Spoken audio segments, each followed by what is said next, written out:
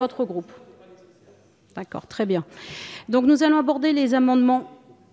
Ah, bon, alors, Monsieur Chassaigne, je n'ai pas l'inscription pour vous. Pardon, d'accord. Allez-y, Monsieur Chassaigne. Non, je comprends tout à fait, Madame la Présidente. Je me suis inscrit au dernier moment.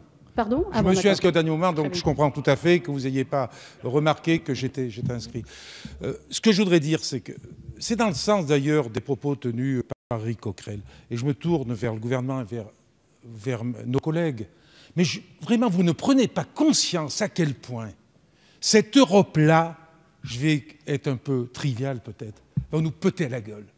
Vous ne comprenez pas à quel point il y a une rupture entre les peuples d'Europe et la politique qui est conduite aujourd'hui par l'Europe, qui est uniquement une politique au service de la grande finance. C'est ça la réalité. Ce n'est pas un rejet de l'Europe en tant que telle. Ce n'est pas une opposition à l'Europe. Je dis moi-même, j'ai pu être réticent par rapport à l'Union européenne il y a 20, 30 ans. Aujourd'hui, je suis convaincu qu'il faut une Union européenne. Mais je ne comprends pas qu'on ne change pas, qu'on ne bouleverse pas cette orientation qui est catastrophique, qui est suicidaire. Et ça, je le dis, un jour ou l'autre, ça pètera et on en subira tous les conséquences. Et je voudrais dire une deuxième chose.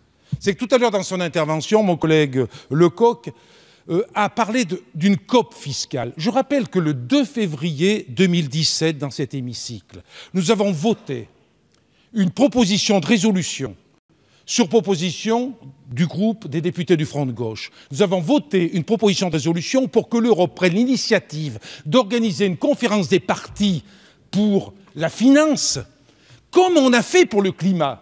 Parce que la question de la finance, ce n'est pas seulement une question française, ce n'est pas seulement une question européenne, c'est une question mondiale. Et on le voit avec l'évasion fiscale. Si on ne prend pas à bras le corps la question de l'évasion fiscale au niveau de la planète, comme on l'a fait au niveau du climat, on n'arrivera pas à avoir des résultats. Or, aujourd'hui, les chiffres ont été cités. Les pertes sont colossales. Pour la seule France, par an, on évalue à peu près 80 milliards par an d'évasion fiscale. Ça part dans les paradis fiscaux. Au niveau de l'Europe, c'est 1000 milliards par an pour l'Union européenne. C'est l'équivalent de 6 fois le budget annuel. 6 fois le budget annuel de l'Union européenne. Je crois qu'il faut prendre ça à bras le corps. Vous n'avez pas répondu sur ce point à ces propos tenus par mon collègue Lecoq. Merci, Monsieur Chassaigne.